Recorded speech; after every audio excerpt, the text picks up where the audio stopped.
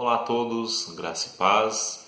Hoje nós vamos continuar comentando um pouco sobre a pessoa do anticristo e um ponto importante que nós devemos observar antes de falarmos necessariamente sobre a pessoa do anticristo. O que nós devemos entender sobre esse fato importante que as escrituras dizem? Quando a Bíblia menciona aqui, sobre o anticristo ou o homem do pecado, o iníquo ou filho da perdição, ou abominável desolador, nós devemos entender que ele não é simplesmente uma organização ou um sistema ou um poder operante.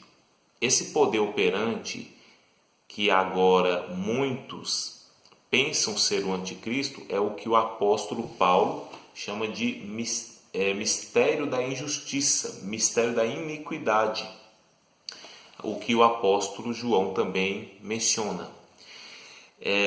Entretanto, apesar de já ter surgido vários anticristos e vários tipos de anticristos, ainda resta aparecer o anticristo escatológico, ou seja, o último que está sendo preparado para representar de fato a encarnação do mal. Então, assim, o que nós devemos entender? Que o que é anticristo, primeiramente? Anticristo é todo aquele que é todo aquele sistema, aquela ação, aquela pessoa, aquela doutrina, aquela música, tudo que é contra Cristo, que é contra Deus, que é contra o Senhor Jesus Cristo e contra o seu Evangelho. O que Cristo Jesus ele disse aqui em Lucas capítulo 11, versículo 23? Aquele que não está comigo é contra mim, e aquele que comigo não ajunta, espalha. O que Cristo está querendo dizer aqui, trazer às nossas mentes? Que toda pessoa que é contra Ele, o reino dele, o evangelho dele, o avanço e progresso dos projetos e planos de Deus, da sua maravilhosa graça, são anticristos. Aí existem categorias de anticristos que são aqueles falsos cristãos, são cristãos nominais, mas que não são necessariamente cristãos que professam genuinamente sua fé em Cristo. Eles são cristãos de carteirinha, são falsos cristãos. Nessa categoria de falsos cristãos estão os falsos cristos, falsos profetas, falsos pastores, falsos levitas, ou seja, eles com toda a sua bagagem de falsas pregações e falsos ensinos são opositores à verdade de Cristo e ao seu santo evangelho. Logo, são contra Cristo, ou resumidamente, são anticristos. Qual é a outra categoria de anticristo? É o mundo ímpio. Todo aquele que rejeita a verdade do Evangelho é um anticristo. Ele é contra Cristo. Em Mateus capítulo 24 diz assim, então eles os entregarão para serem perseguidos e condenados à morte, e vocês serão odiados por todas as nações por causa do meu nome. Ora, se as pessoas, os servos de Jesus Cristo, a igreja, será odiada por todas as nações por causa do nome de Cristo, será que o mundo ímpio, inconverso, ele ama Cristo? Não. O mundo é anticristão. Por quê? Ele é contra Cristo. Logo, o mundo também é anticristo, é a grande Babilônia. E nós ainda vamos falar sobre essa questão importante. O que acontece? Quem mais é o anticristo? São todos aqueles que se levantaram representando o anticristo escatológico. Por exemplo, quando Hitler surgiu e ascendeu ao poder, digamos assim, muitos pensavam que ele fosse o anticristo. Mas ele era um tipo de anticristo, exemplificando aquele que ainda virá. Então o anticristo ele é um representante de tudo aquilo que é contra Cristo. Mas existe a operação da maldade, da iniquidade, e existe o homem anticristo, contra Cristo, escatológico, ok? Então o primeiro ponto que nós devemos observar, de acordo com as Escrituras, é que o anticristo ele de fato é um homem, certo? Mas existe uma ação anticristã que já vem ocorrendo e acometendo contra a igreja desde o primeiro século. Na primeira epístola do apóstolo João, olha o que ele escreveu, capítulo 4, versículo 3. Mas todo espírito que não confessa Jesus não procede de Deus. Esse é o espírito do anticristo, acerca do qual vocês ouviram que está vindo e agora já está no mundo. Ou seja, o anticristo ele é contra toda a verdade cristã, evangélica, e ele já estava no mundo desde que os escritos de João dos apóstolos começaram a ser propagados no meio das igrejas. Então o espírito do anticristo, a operação anticristã, já opera desde o primeiro século da era cristã. Entretanto, até a segunda vinda de Cristo ocorrer, vão surgir tipos de anticristos. Entretanto, as Escrituras mencionam que vai surgir um em específico que é pior do que todos esses que já surgiram. Esses outros aqui que surgiram, os tipos, os exemplos, serão como crianças perto deste que há de vir, o escatológico. Bom, se você estiver com sua Bíblia, nós iremos realizar a leitura de Apocalipse 13 e vamos ver um fator escatológico aqui que é sobre a manifestação do anticristo. Observação, outro ponto que nós devemos entender sobre o anticristo. Antes de lermos Apocalipse capítulo 13, vamos na segunda carta do apóstolo Paulo aos Tessalonicenses, capítulo 2. Diz assim, olha, não deixem, versículo 3, capítulo 2, versículo 3, não deixem que ninguém os engane de modo algum. Antes daquele dia, qual dia? É só ler o contexto. Antes do dia da vinda do nosso Senhor Jesus Cristo e a nossa reunião com Ele. O que irá acontecer? Virá a apostasia. Paulo faz questão de definir o tipo de apostasia que virá. Ele usa o artigo definido a, enfatizando que não é uma simples apostasia como aconteceu em outras épocas. Ele está falando de uma apostasia generalizada, tanto no âmbito moral quanto no âmbito espiritual. Então, quando esse terreno apóstata estiver preparado, o que vai acontecer? Os dispensacionalistas pensam que vai acontecer o arrebatamento, porque, segundo a doutrina dispensacionalista, a igreja será arrebatada antes da manifestação do anticristo, ou seja, antes da grande tribulação. E nós devemos entender que, de acordo com as Escrituras, não é assim. Porque depois que surge a apostasia, então será revelado o homem do pecado, o filho da perdição. Ou seja, não haverá arrebatamento algum antes da grande tribulação.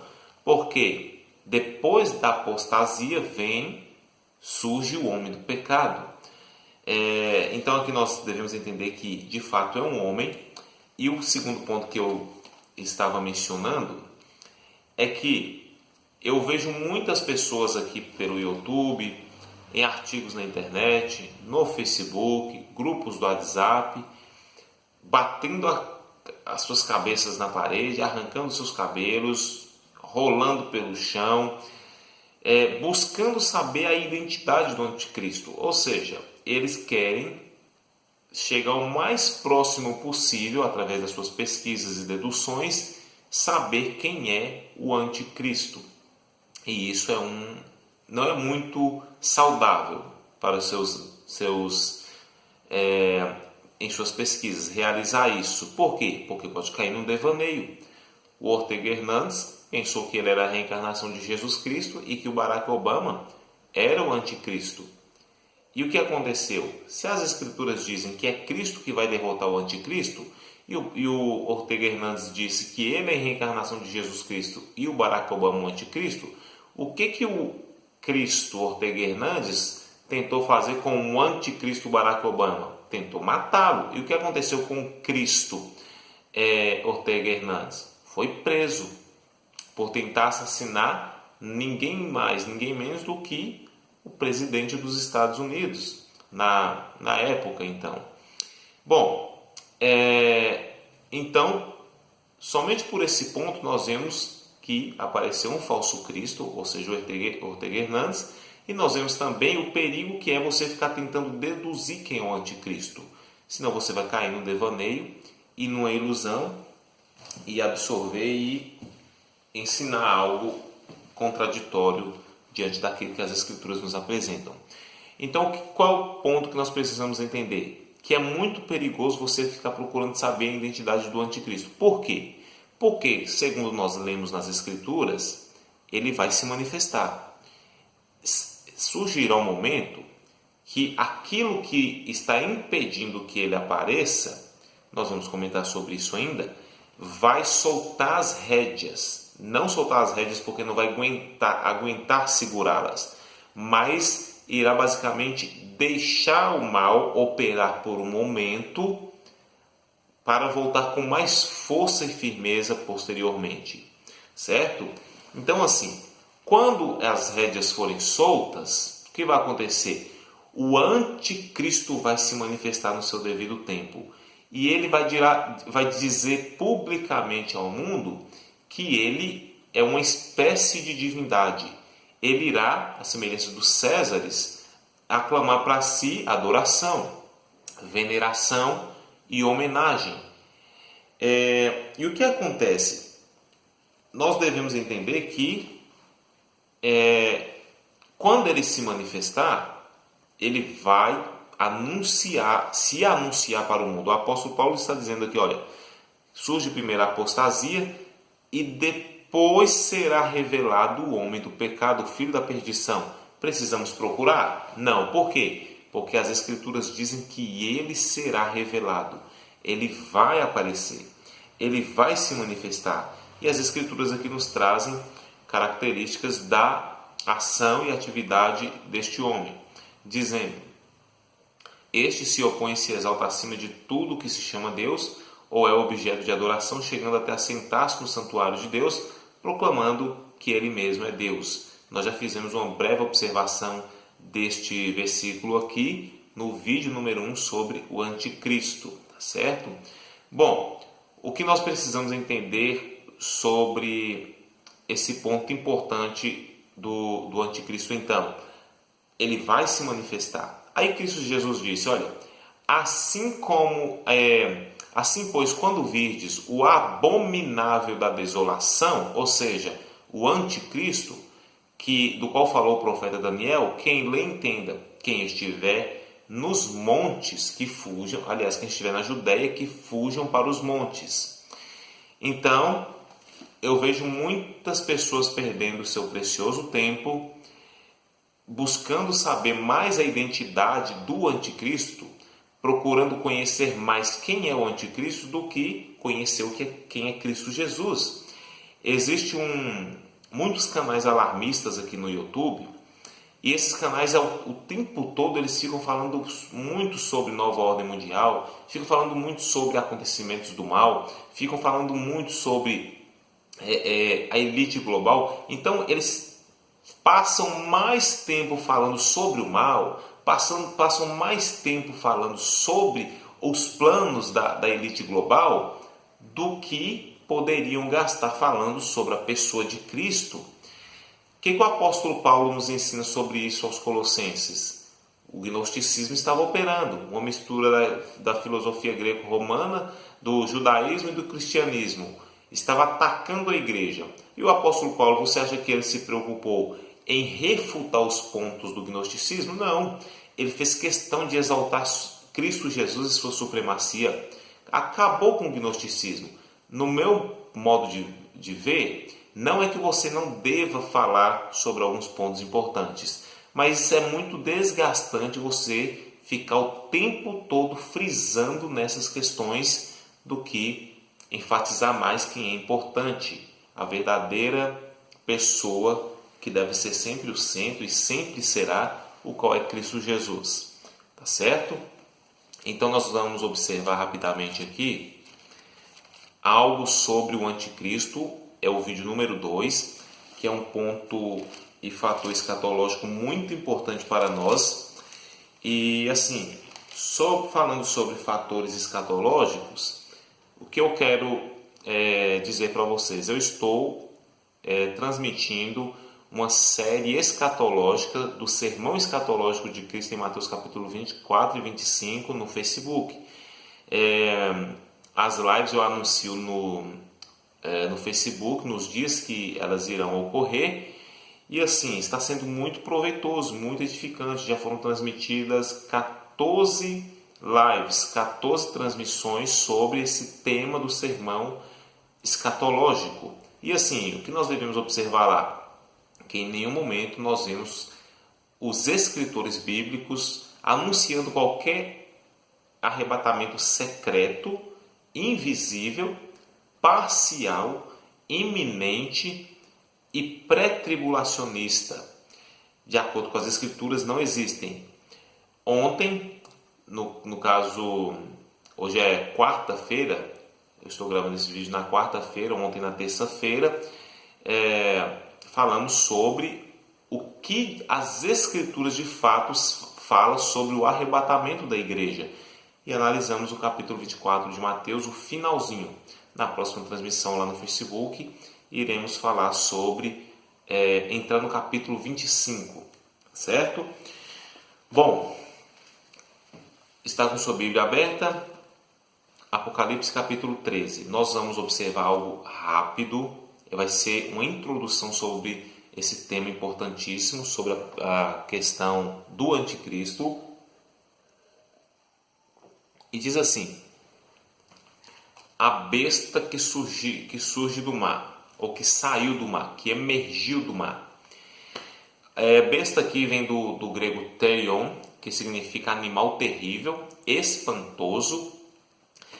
E mar aqui, ele está, de acordo com Apocalipse capítulo 17, versículo 15, diz assim, olha, então o anjo me disse, as águas que viste, onde está sentada a prostituta, são povos, multidões, nações e línguas. Então, pelo contexto, nós já podemos entender o cenário que a besta vai surgir.